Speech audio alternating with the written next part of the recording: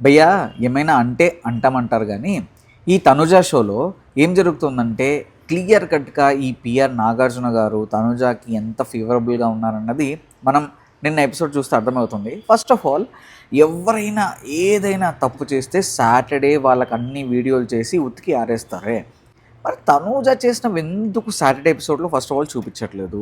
Sunday ఎపిసోడ్లో కూడా అదేదో తూతు మంత్రంగా అడుగుతున్నారు, అది కూడా వీడియో ఎందుకు వేయట్లేదు? మిగతా వాళ్ళకి వేశారు. నిన్న తనూజాని నాగార్జున గారు ఏమన్నారంటే, నామినేషన్స్లో నువ్వు రాము చేతి మీద రాయడం కరెక్టా కాదా అంటే ఫస్ట్ ఏమంటది, ఒప్పుకోదు. లేదు సార్, నేను వాళ్ళిద్దరి మధ్యలో కొట్లాడుకుని ఉంటే వాళ్ళిద్దరు మాట్లాడుకుంటే ఏం మాట్లాడుకుంటారని చూడాలనుకున్నాను సార్ అంటారు. 3 సార్లు అడిగాక లేదు సార్ తప్పే అని ఒప్పుకుంటుంది. క్వశ్చన్ తనుజ ఫ్యాన్స్కి ఒకటి ఏంటంటే, ఆ రోజు ఇమ్మాన్యువల్ కళ్యాణ్ తనుజని నామినేట్ చేయలేదన్నప్పుడు తనుజ చేసిన రచ్చ అంతా ఇంత కాదండి. బాత్రూంలో ఒక అరగంట జరిగింది, లైవ్లో మొత్తం అదే, ఎపిసోడ్లో అదే, అని తనుజ అంత పెంట చేసింది. అప్పుడు వాళ్ళ ఫ్యాన్స్ కూడా నానా హంగామా చేశారు.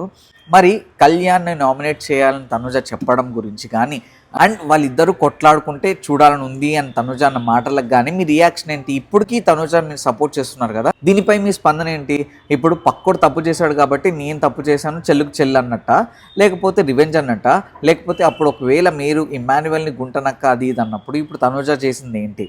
నాగార్జున గారు ఎందుకు ఓన్లీ సండేనే అడుగుతున్నారు, అది కూడా తూతు మంత్రంగా వీడియోలు చూపించకుండా తనుజకి ఎందుకు స్పెషల్ ప్రివిలేజ్ ఇస్తున్నారు అన్నది కూడా కామెంట్ సెక్షన్లో మెన్షన్ చేయండి. బిగ్ బాస్ సీజన్ 9 తీసేసి తనుజ షో అని పెట్టడమే ఈ సీజన్కి పర్ఫెక్ట్ అన్నది నా ఒపీనియన్.